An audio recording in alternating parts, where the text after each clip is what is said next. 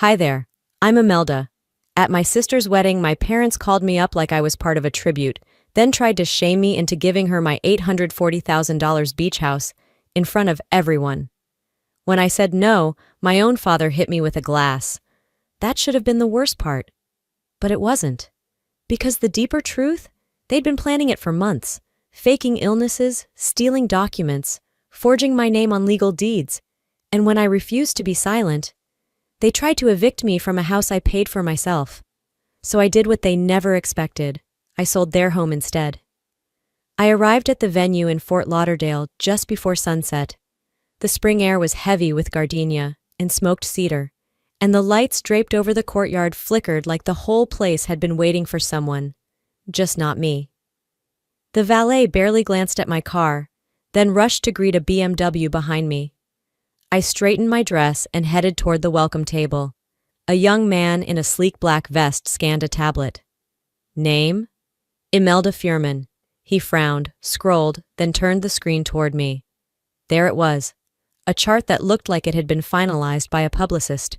Under the Reynolds-Kate family block, there was Tamsin and Clyde in bold font, followed by extended relatives. At the bottom, in gray italics, guest of family +1. I'm the sister, I said, his mouth opened slightly. I can make a name tag if... It's fine. I pinned the generic badge over my heart. The adhesive tugged at my dress as if even fabric was resisting my presence. Inside, chandeliers dripped from the ceiling like frozen fire. Jazz played. Guests in designer suits swirled champagne flutes, laughter rising in bubbles I wasn't invited into. I found my seat, table 23, near the service entrance. I wasn't offended, I was prepared. A server passed by and asked, "Are you with catering?" I turned to face her. No, just invisible. She blinked and moved on. I let my hands rest on the place setting. A drooping napkin, folded into a swan that had given up mid-flight. That was the moment it hit me. This wasn't neglect, it was design. 3 weeks ago, Mom had called saying she'd had a minor stroke. I flew down, panicked. She acted frail, asked me to help her log into my laptop, just to check Facebook. I'd left the room for 5 minutes. When I returned, the browser history had been wiped. I told myself I was overthinking. Tonight made it clear. I wasn't. The house, the tension, the off-balance seating chart, it all aligned. I wasn't being forgotten. I was being deleted. The lights dimmed. A microphone screeched to life. I took a breath, thinking the tributes were about to begin. Then I heard it. And now, a special tribute. Please welcome Imelda Furman.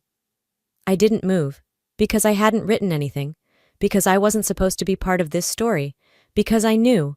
I was walking into something I hadn't agreed to. Applause flickered across the ballroom like a wave unsure of its destination.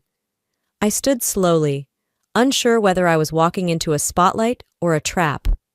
Roxanne gave a polished nod from the front table, one hand lightly lifting her champagne flute.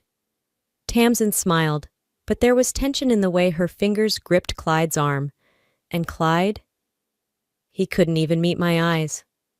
I made my way to the stage with all the certainty of a woman being called into an ambush she couldn't yet define.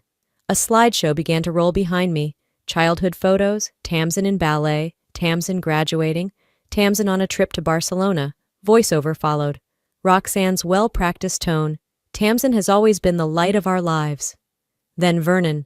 She's the anchor of our family. The kind of daughter any parent would be proud to claim. My name never surfaced. Even in group photos I remembered being in, I was cropped out or absent altogether. I stood still, smiling like a statue, holding back the heat building behind my eyes. Then Roxanne joined me on stage, her hand brushing my shoulder in that rehearsed way that looked tender but felt like pressure. She laughed into the mic. And what better way to celebrate this love than with a gift straight from the heart? I blinked, unsure what was coming next. Roxanne turned to the crowd. Imelda has something very special for the newlyweds. She's gifting them her beach house in Lauderdale by the sea. Gasps, a few surprised claps. Clyde finally looked at me, lips parted. Tamsin smiled wider, teeth flashing like knives. I stepped to the mic. This wasn't agreed on. The room stiffened. You could feel it shift. The moment where something posed as a joke turned into a public spectacle. Roxanne's smile barely faltered. "Oh, sweetie, don't make a scene. It's just a house." Vernon stood at the front table, face flushed. "You're embarrassing the family, Imelda. That's not how we raised you." He picked up a champagne flute, then, with a casual flick of his wrist, hurled it toward me. Glass struck just above my temple, not hard enough to knock me out, but sharp enough to draw blood and freeze the room in place. Phones went up. A woman near the side whispered, "Is she bleeding?" No one moved. I stood, dabbing the side of my head with the cloth napkin I'd folded just an hour ago. The stain spread in red. Tamsin stayed seated. Clyde tugged at his cuff, then glanced at the server like he needed a refill. I walked off the stage, every step punctuated by the click of my heels and the tightening pulse in my skull. A distant cousin I barely knew leaned in as I passed and muttered, "That was out of line." But no one followed me out. I stepped into the night alone. The breeze off the ocean bit at the side of my face, but I didn't cry. I pulled out my phone, called a rideshare, and sat on the curb. As I reached into my purse for my house key, I paused. It was gone. Juno didn't ask questions when I showed up at her door near midnight, still in my dress, dried blood crusting my hairline.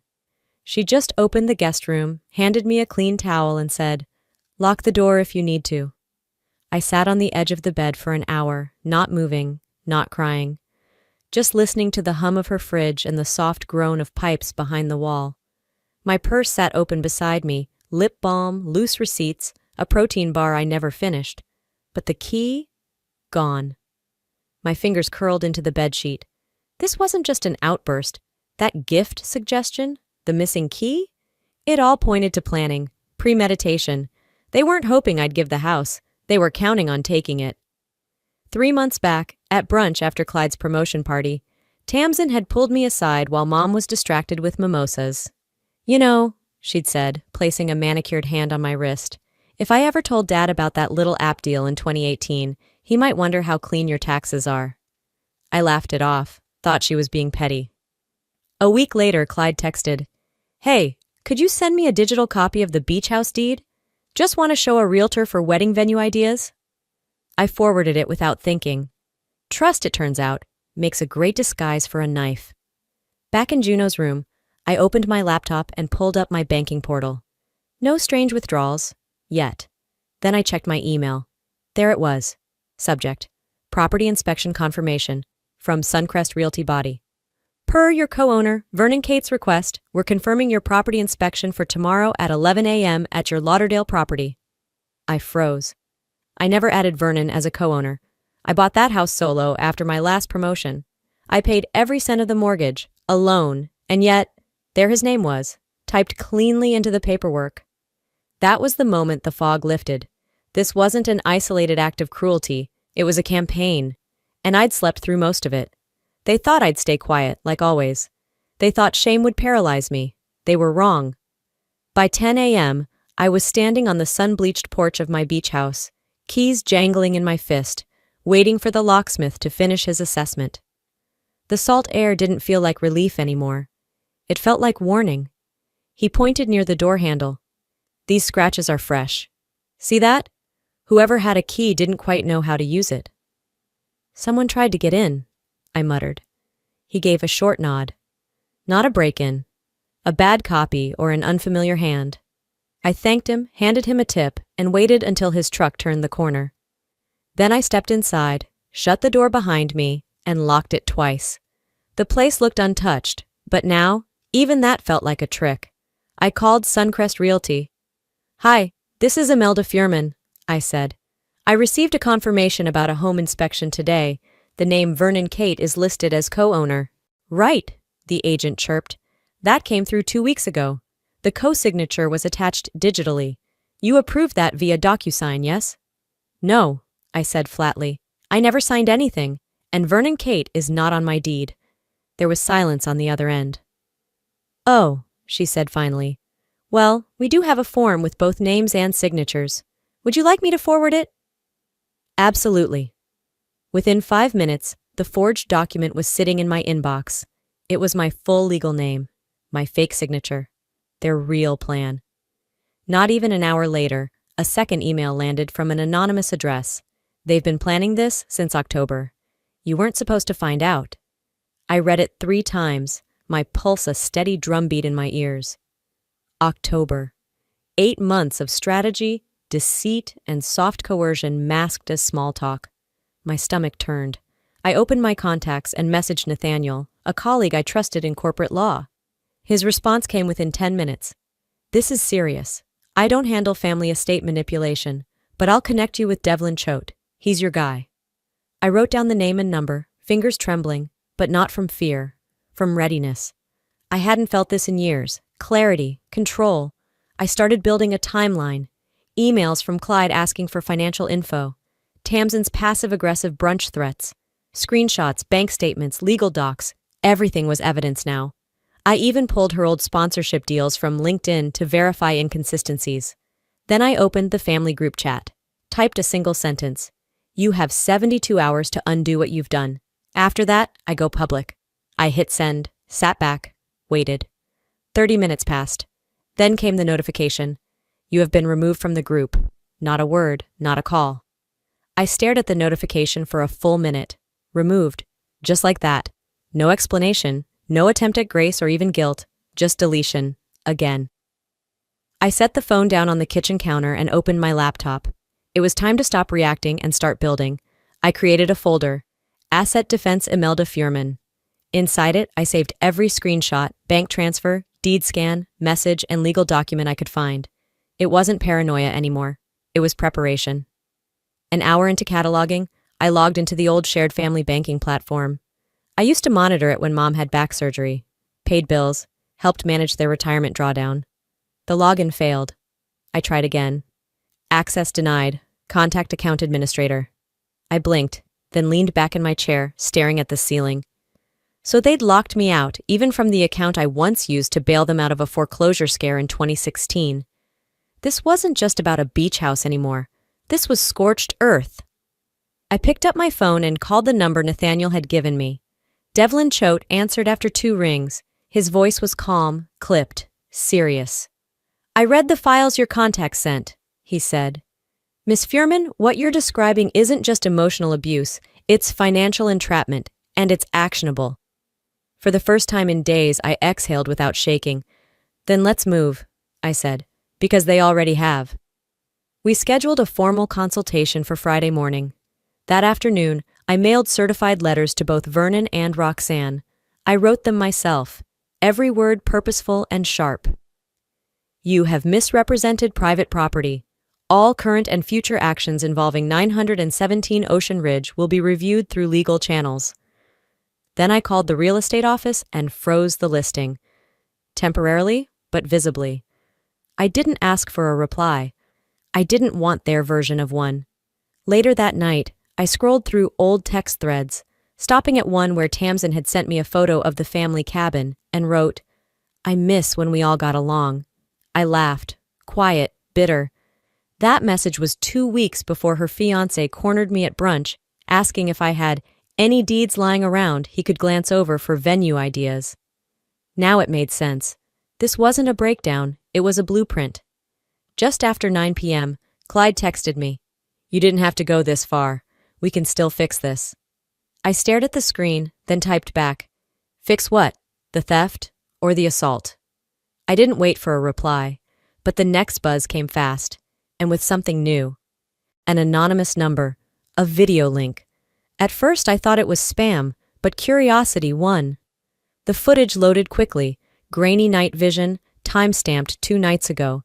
A figure outside my condo mailbox, pulling envelopes out, one by one, glancing over their shoulder. Tamsin, wearing a hoodie too small and a scowl too familiar. I hit pause and leaned back, letting the silence take shape. That grainy footage was proof, not of a crime maybe, but of intent. And sometimes that's worse. I forwarded the clip to Devlin with a brief note. Suspected trespassing, mailbox tampering. He called within minutes. We'll need a motion sensor camera and file for a temporary protection order. This is escalating. Escalating? No. It had already escalated. This was war now. Later that afternoon, my phone buzzed again. A friend from grad school had sent a link. This you? I tapped the screen. It was a video montage, stitched together from my toast at Tamsin's wedding, distorted to make me sound entitled, jealous, emotionally unstable. Choppy clips, all out of context. Overlaid text, raised with love, betrayed us anyway. The comment section was a mess. I knew she was the dramatic one. She always looked like trouble. And one from a former colleague. Wait, is this the same Imelda who ran that nonprofit program in Miami? Shame burned through me, but not for long. This wasn't embarrassment, it was defamation. I opened my laptop and dragged files into a Dropbox folder I'd already titled Receipts. There went the scanned deed, the bank transfers, screenshots of Clyde requesting venue info, audio from Mom begging me to help with the mortgage again just this one time. I posted the link with a single caption. This is what betrayal actually looks like. Then I turned off my phone. By morning, the response had shifted. A small wave of support began trickling in. Advocacy accounts reshared my post under hashtags like #FamilyGaslighting and #FinancialAbuse-is-real. I even saw someone I didn't know write, "She's not crazy, she's cornered." Tamsin tried to walk it back. Her comment, "I didn't know it would go this far," lasted barely 3 hours before it vanished, but screenshots live forever. Meanwhile, Devlin filed an emergency injunction against Vernon and began the paperwork to dispute the forged co-ownership. I packed slowly, box by box, not out of panic, but reclamation. This wasn't about leaving, it was about clearing space for what came next. That afternoon, my phone dinged again. Motion filed, eviction order, property, Boca Raton. They were trying to evict me from my own house. I looked at the screen and laughed.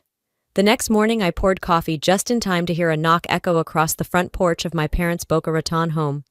Except it wasn't my knock. It was the sheriff's, not a metaphor. A real uniformed officer hand-delivering the eviction papers I'd filed days ago. I wasn't there to see it, but Devlin had requested the deputy wear a body cam, just in case. Later, I watched the footage. Vernon opened the door in striped pajama pants, confused and squinting into the sun. Roxanne hovered behind him, arms folded, mouth tight. "You have 14 days to vacate the premises," the officer said. "This action is final unless legally contested." Vernon didn't yell. He didn't slam the door. He just stood there, paper in hand, as if he'd opened the wrong letter from a fortune cookie. That same afternoon, Tamsin went live on Instagram. Tears, fake lashes, and all.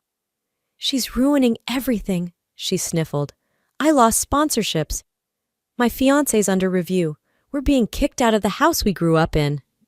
She turned the camera toward an old photo on the wall, me and her as kids. But this time, the public didn't buy it. Someone in the comments dropped court documents. The deed, the forged digital signature Clyde submitted, screenshots, receipts. It spread faster than her video did. By sunset, Clyde had been removed from the firm's new Miami project. Meanwhile, Devlin finalized everything. Ownership, fully confirmed mine. Co-ownership, never existed. All legal actions taken by Vernon. Null, fraudulent, punishable. The story hit a local paper. Daughter accused of betrayal revealed as victim in family property scandal. My inbox filled with messages. Old co-workers, former clients, people who'd once looked the other way. "We never doubted you. I'm sorry we didn't say anything sooner. You deserved better than that, family." But I wasn't after validation. I was after truth. And this, all of it, was finally real. That evening, I reviewed the security cam footage from the moving company I'd hired to watch the Boca house. Vernon threw a box across the garage. Roxanne slammed a photo album shut, then dumped it in a trash bag like it had insulted her. Me? I kept one thing from the wedding, a paper swan napkin. It had survived the wine spill, the speech, the slap. Now it sat neatly on my desk, folded, clean. That night, as I made tea, the mail slot clinked. An envelope. Inside, a pastel card. Baby shower invitation, Tamsin's name. At the bottom, scrawled in ink like it was afraid to exist. "I'm sorry. You deserved better. Tamsin." The morning after the baby shower card arrived, I drove down to Boca Raton one final time. The movers had cleared out days ago. The front gate hung open. the lawn overgrown, like even the house had stopped pretending. I unlocked the door. The silence inside was thick, not peaceful. No furniture, no framed photos. No smell of Sunday dinner or perfume clinging to hallway rugs. Just dust and stale air. I walked from room to room, checking off a mental list with every creak of the hardwood. Kitchen, empty, garage, cleared, bedrooms, bare. It was all mine again. Legally, technically, but emotionally, it felt like entering someone else's dream after they'd already woken up. In the kitchen, I found a note folded neatly on the counter. Typed, not handwritten. This was never your home anyway. I didn't flinch. Instead, I opened the dishwasher, not even sure why. Habit, maybe, or defiance. But inside, nestled between an old sponge and a warped cereal bowl, was a single shoebox. I pulled it out and opened it on the granite island.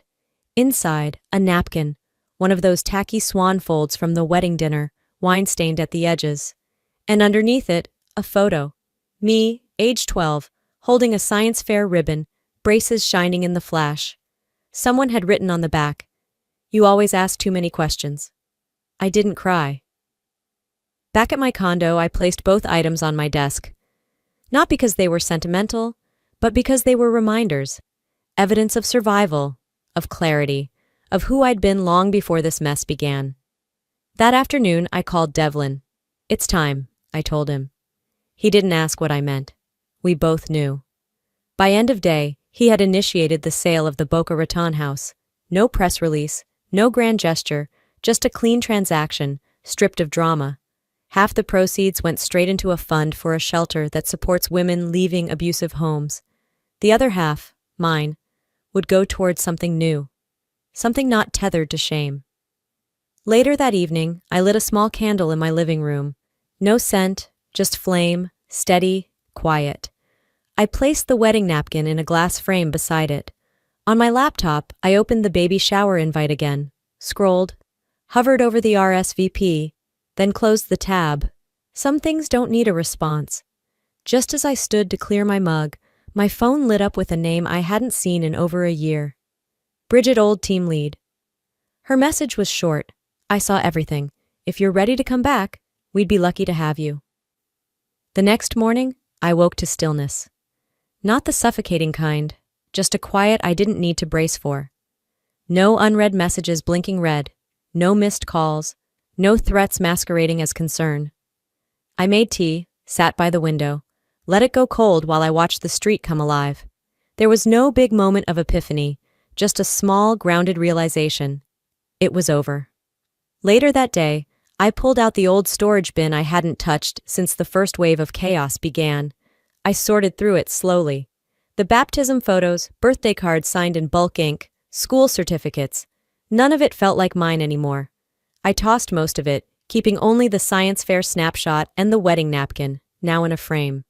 They weren't about nostalgia. They were proof. I'd lived. I'd outlived. That afternoon, I texted Bridget back. "Yes, I'm ready. But this time I do it on my terms." I meant it. The legal fallout lingered, even if the drama didn't. Vernon hadn't faced criminal charges, but the deed forgery stuck to his name like rust. His volunteer board quietly replaced him. A few friends stopped answering their door. Tamsin gave birth. No follow-up to the card, no calls. But every now and then I'd see her username pop up, liking a photo of my dog, a sunset, a quote about strength. Never anything personal, but not silence either. I didn't reply.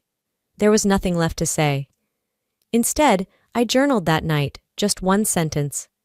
Some people break you, not out of hate, but because your strength reminds them of everything they gave up. I didn't hate them, not anymore. But I no longer needed their recognition either. That weekend, I walked by the beach again, the one near where I once imagined raising a family. I stood by the edge, toes in the sand, wind tangling my hair, and I smiled, not because the future looked exactly how I'd planned, but because it finally looked like mine. That evening, Juno invited me over for dinner. Her living room smelled like basil and something buttery. Two of her friends I hadn't met before were already there, wine glasses in hand. We talked about work, travel, politics, No one brought up family, no one needed to. Before dessert, Juno raised her glass. To Imelda, she said, eyes locking with mine, who sold the lie and bought back her life. The others clinked their glasses to mine, and for the first time in a very long while, I believed it. Sometimes the biggest betrayals don't come from strangers. They come wrapped in family photos, inside phone calls that start with, "I'm just worried about you," and end with a favor that sounds like a demand. I used to think love meant tolerating things quietly, being the bigger person. But silence isn't always strength. Sometimes it's surrender in disguise. What I've learned, painfully, is this. You are allowed to draw boundaries. You are allowed to say no, even to people who raised you. And you don't owe your peace of mind to those who profit from your silence. It's okay if your family isn't your safe place. It's okay if walking away is the healthiest thing you'll ever do. And if you're still in the middle of it, feeling like no one sees the truth, I hope this story reminds you, you are not alone. So let me ask you something. Have you ever had to choose peace over people who shared your last name? How did you know when enough was enough? I want to hear your story. Drop a 1 in the comments if this resonated with you. Or tell me where you're watching from. If this video didn't connect with you, I'd love to know why. What part didn't feel real? And hey, if you made it this far, maybe it's a sign. Hit that subscribe button so you won't miss the next story, because sometimes healing doesn't start with justice. It starts with being heard. Thanks for listening.